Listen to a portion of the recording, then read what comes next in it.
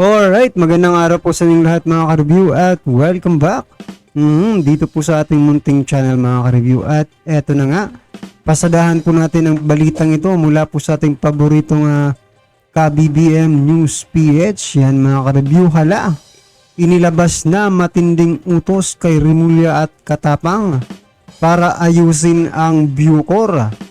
Congressman Busita may ibinunyag. Ano kaya ang ibinunyag ni Congressman Busita mga ka-review? Well anyway, patungkol po riyan ang ating bibigyan ng reaksyon, komento at kritisismo. Pero bago po natin simulan yan mga ka-review, kung bago ka pa lang at di pa po nakapag-subscribe sa ating munting channel, please don't forget to subscribe.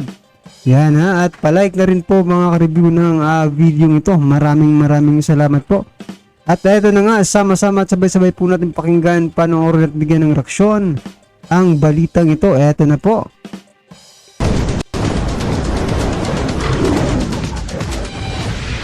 Mga ka-BBM, ibinunyag ni retired PNP General at ngayon ay Congressman na Bonifacio Busita ang kota-kota system ng mga kapulisan kung saan ay nagkakaroon ng mga paglabag sa hanay ng mga tiwaling pulisa.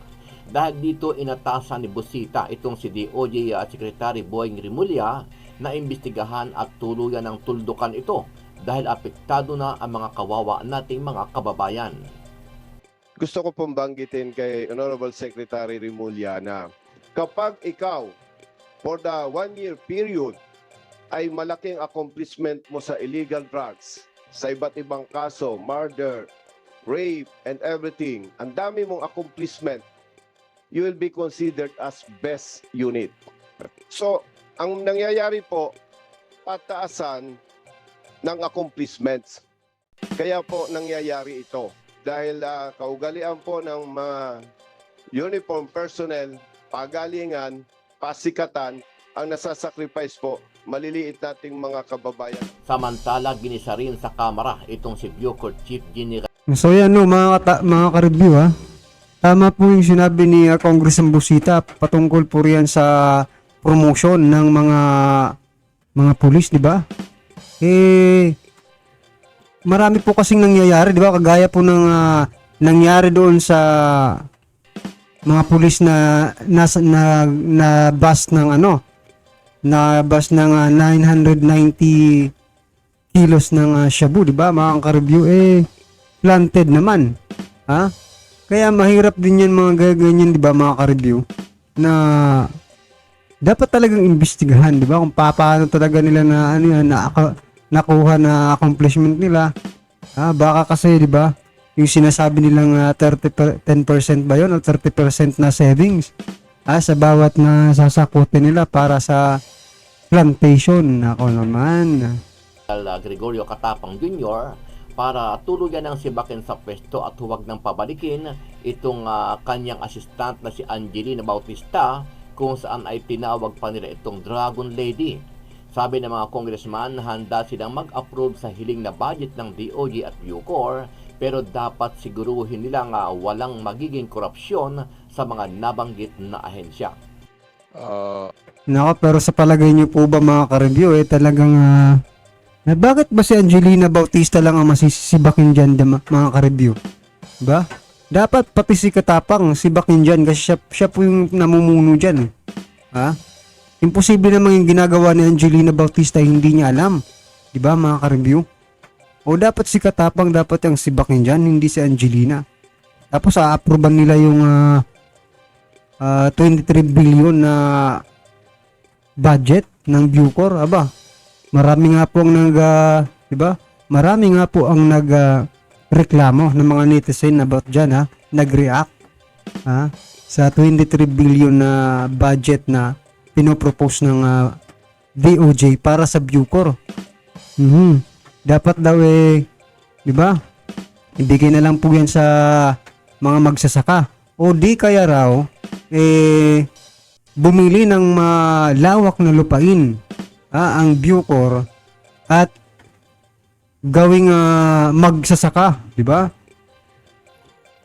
Ipatanimin yung mga preso na yan para at least makatulong din sila sa, di ba, sa pagkain ng ating bansa, 'di ba, sa food security. Kasi malala na po ang food security mga ka-review ha. Yung bigas nga eh. Ha, marami na po ang umaangal. Ha? Nako talaga, 'di ba pwedeng gawin 'yun para at least naman maging 'di ba? Kaysa sa magsusugal-sugal diyan sa loob, magtanim na lang sila ng palay. 'Di ba mga ka-review, mas maganda pa 'yun. Our Bucor chief, Yala Katapang, the Dragon Lady of Bucor has already resigned. That I would like to commend General Katapang on that. And I am now calling her a Dragon Lady. I hope that she will not come back anymore because previously she has resigned and was able to come back. If she applies again, I will turn down his or her application, Mr. Chair, Your Honor. Nako. Ha? Baka kamag-anak lang ni Angelina Bautista ang pumalit diyan mga ka-review ha. Kasi isipin mo si Angelina Bautista, nag-resign po yan, di ba?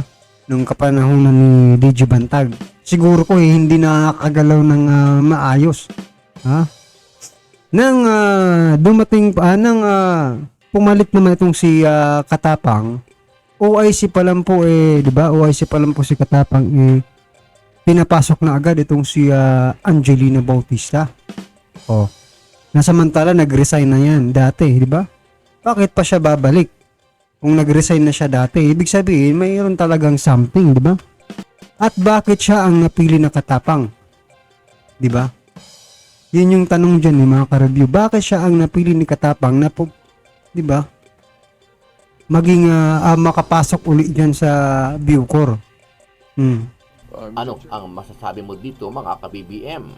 Magagampan pa kaya ng tama ni Remulla at Katapang ang kanilang mga tungkulin sa kani-kanilang mga posisyon sa pamahalaan? Sama-sama nating panuorin ang buong Well, ang masasabi lang po natin dyan mga ka-review sana silang tatlo na lang sabay-sabay ang mag-resign dyan. Para at least, di ba, marami nga nagre-request ng mga netizen, no, mga ka-review natin, na dapat silang tatlo daw ang dapat na mag-resign dyan para at least maging tahimik naman uli ang Bucor, ang bilibid, no, mga ka-review. Well, ano sa palagay niyo mga ka-review? Si Angelina Bautista lang ba talaga dito ang sacrificial lamb nila? Well, anyway. video at pakicomment nyo po ang inyong mga reaksyon at sarili opinyon.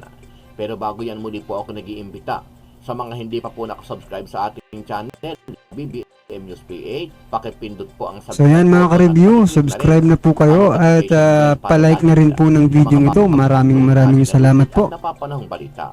Maraming pong salamat. Gusto ko pong banggitin kay Honorable Secretary Remulla na in-acknowledge po ng PNP yung kota-kota and accordingly, may instruction na po ang Chief PNP, even the DILG, na tigilan na yung kota-kota. Pero gusto ko po samantalahin na nasa position si DOJ Secretary na ako po ay 100% naniniwala ako dito na habang hindi nababago ng PNP yung parameters doon sa tinatawag na best police officers, best police units. Ano po yun? Para po mas madali nating maintindihan, ang best officers and best units sa PNP ay itinuturing nila na ganito. Kapag ikaw, for the 1-year period, ay malaking accomplishment mo sa illegal drugs, sa iba't ibang kaso, murder, rape, and everything, ang dami mong accomplishment, you will be considered as best unit. Pagka maliit ang accomplishment mo, hindi ka ma-consider as best unit. Kindly shoot your last question, please. Yes, sir. So, ang nangyayari po, pataasan ng accomplishments. Kaya po nangyayari ito na katulad po ng Tagaytay City, isa yan sa peaceful area. Hindi po magbe-best unit yan. Sino ang best unit? Yung madaming accomplishment, yung mataas yung crime rate. So baliktad na po. Dapat sana, Honorable Secretary Remulla, sir, ang maging best units, yung peaceful yung area niya. Hindi yung area na napakataas ng crime rates. Okay, please Kung hindi respond. po ma-address yan, naniniwala po ako kung hindi babaguhin yung parameters na yan dahil kaugalian po ng mga uniform personnel, pagalingan, pasikatan, ang nasasacrifice po, maliliit nating mga kababayan. Again, Honorable Secretary Remulla, sir, hanggat hindi na bago yung parameters ng PNP, yung kota-kota system po, hindi ma-address talaga yan. Thank you, Mr. Chair. Ang mga tanong ko po, Mr. Chair, Yan po no, yung patungkol lang po sa sinasabi ni Congressman Busita, mga ka-review. Kung napanood nyo po yung yung pelikulang Suspect ni Victor Neri, mga ka-review.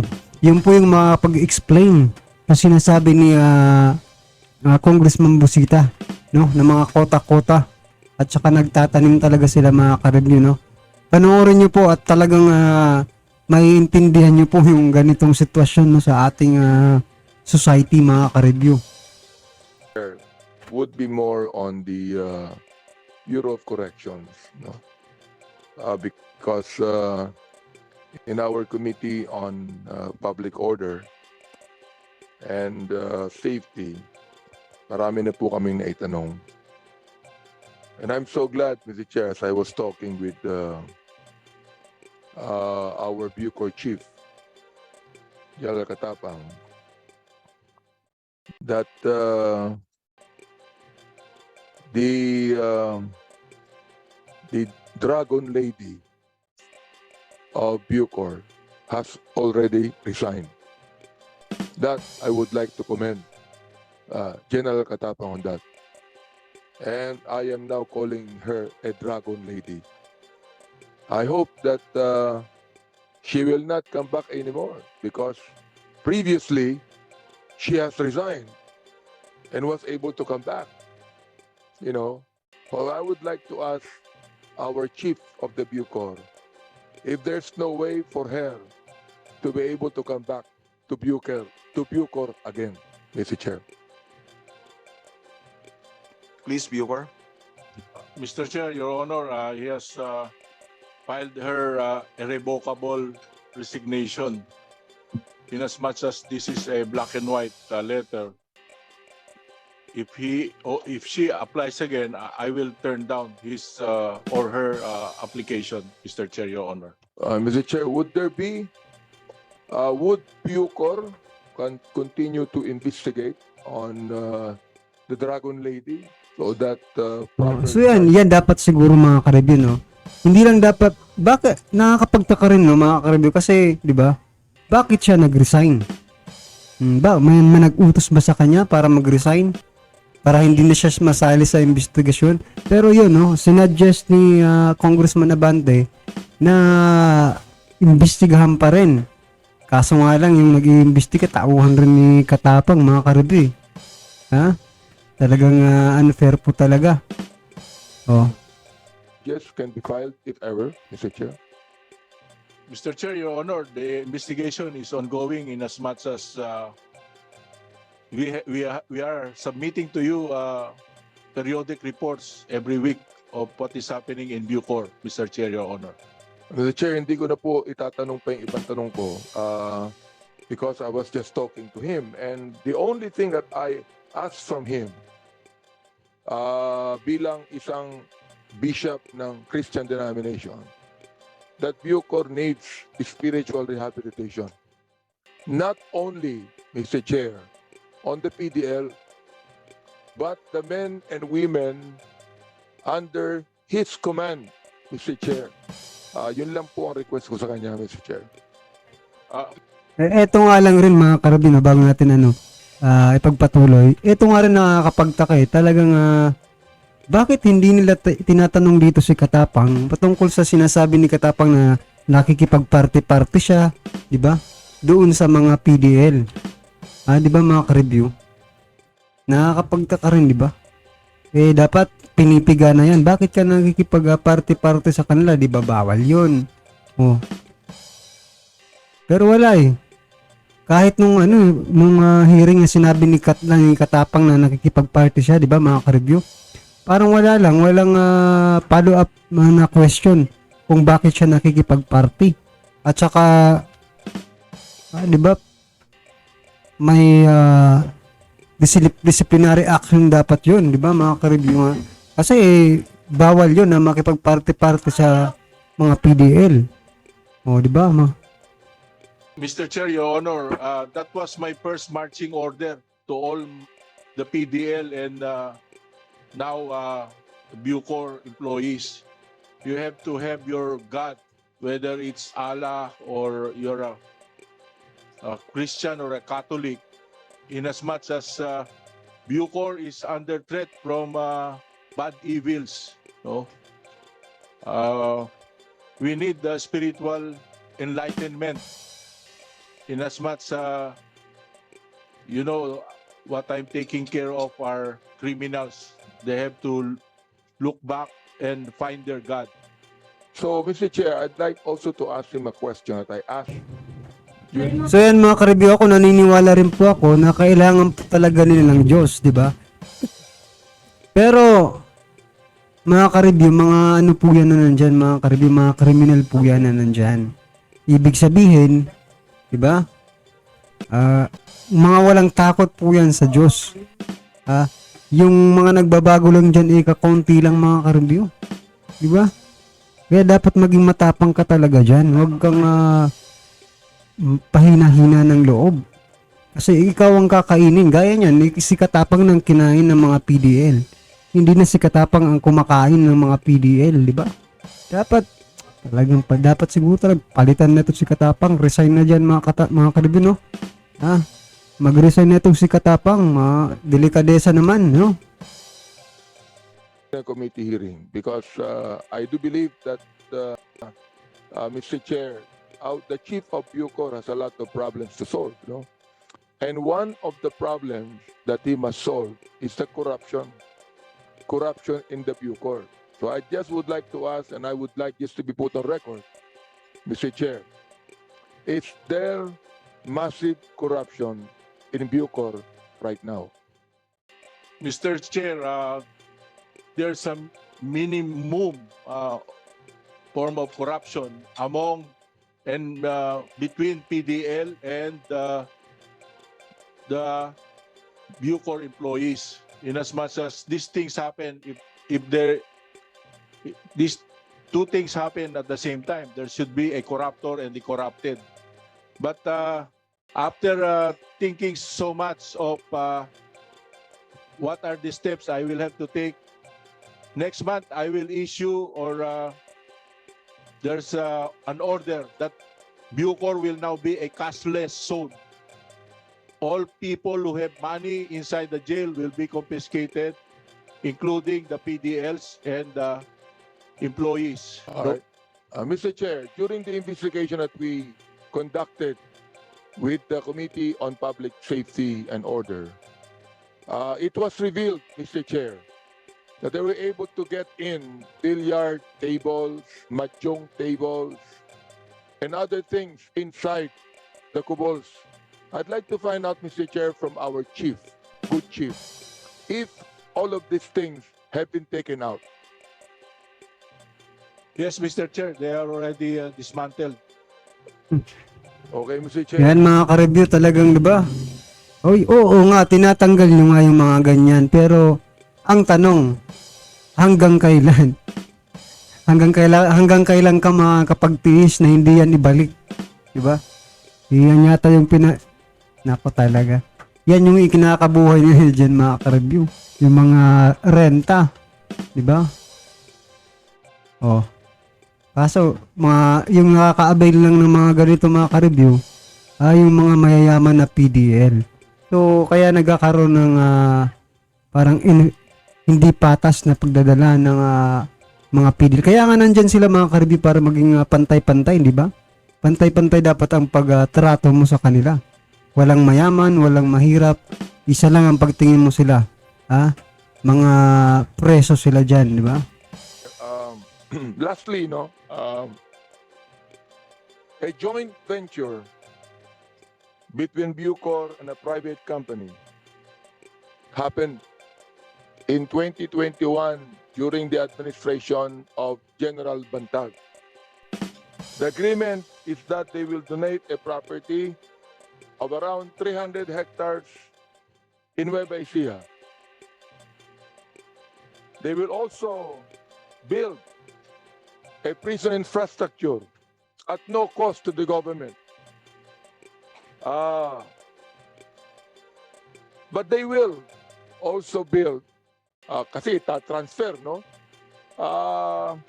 A housing infrastructure, residential, development, commercial at the NBP, Mr. Chair. 35% will go to the private company and 65% will go to the government. I'd like to ask our good secretary, Mr. Chair, if DOJ actually know about this. Yes, Mr. Chairman. We found out about this even prior to my assumption to office. This was an activity that was supposed to have a groundbreaking activity with President Duterte as the guest of honor. And the PMS rejected this activity because this had no permission from the President, even the agreement itself. I think Secretary Guevara is very much aware. Solicitor General Guevara was there during that time. So, we look at that agreement as a void agreement, Mr. Chairman. Mr. Chair, do you believe this to be legal and No, valid, no, Mr. Mr. Chair? It's not legal, Mr. Chairman. Okay. Hmm. Ako ito, So yan, isa nga po yan sa ikinaso nila kaya DJ Bantag, di ba? Na yung partnership sa housing, di ba, mga ka-review?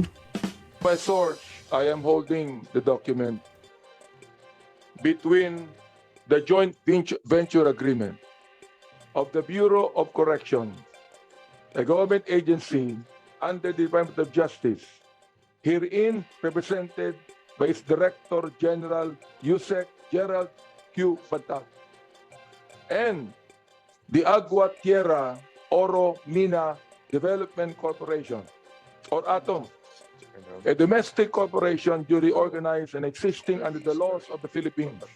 So therefore, Mr. Chair, as our good secretary says that it is not legal and valid, I'd like to find out, Mr. Chair, what would be the Department of Justice do about this agreement, Mr. Chair? The agreement, Mr. Chairman, is unenforceable. They cannot enforce that agreement because it is a void ab initio. It's ultra vires, Mr. Chairman, signed beyond the scope of his powers as Director General of the Bucor. So yan mga karabino, parang hindi nakukuha nila dito ng gustong ipalabas lang dito ni Congressman Abante, mga ka-review. Eh pwede naman palang ganito ang gawin, di ba?